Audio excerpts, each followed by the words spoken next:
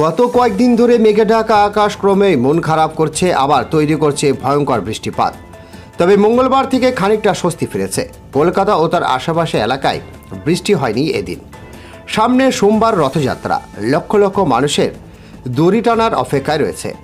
তাই এখন প্রশ্ন একটাই, যে রথের দিন কেমন থাকবে আবহাওয়া। বিস্তারিত জানতে হলে ভিডিওটিকে সম্পূর্ণ দেখবেন, ভালো লাগলে একটি লাইক করবেন।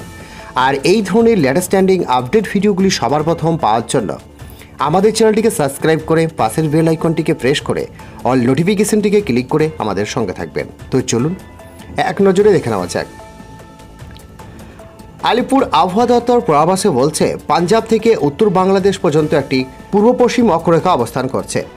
এর পাশাপাশি উত্তরপ্রদেশের ওপরে একটি ঘূর্ণাবর্ত সক্রিয় হয়েছে, যার প্রভাবে রাজ্যের বিভিন্ন জেলায় বৃষ্টি চলবে আগামী কয়েকদিন। দক্ষিণ চব্বিশ পরগনা, পূর্ব পশ্চিম মেদিনীপুর, ঝাড়গ্রাম, পুরুলিয়া, বাঁকুড়ায় ভারী বৃষ্টির সম্ভাবনা রয়েছে। সঙ্গে রয়েছে 70 থেকে 110 মিলিমিটার পর্যন্ত বৃষ্টিপাত হতে পারে। সব জেলাতেই বিক্ষিপ্তভাবে বজ্রবিদ্যুৎ সহ 2-1 পাশলা ঝড় বৃষ্টির আশঙ্কা রয়েছে।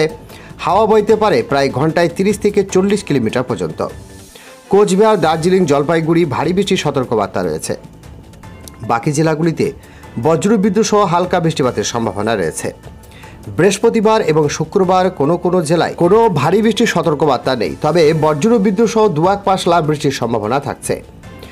রথযাত্রার দিন রাজ্যের কিছু জেলায় ভারী থেকে অতি ভারী বৃষ্টিপাতের সম্ভাবনা থাকলেও কলকাতা ও তার আশেপাশে এলাকায় এখনও বড় ধরনের বৃষ্টির আশঙ্কা নেই। তবে বজ্রবিদ্যুৎ সহ 2-1 পাশলা বৃষ্টিপাত হতে পারে, তাই প্রস্তুত থাকায় শ্রয়। আকাশ যেমনই থাকুক, ভক্তি আর উৎসবের আবহাওয়া যেন স্নান না হয়, সে আশায় সকলের।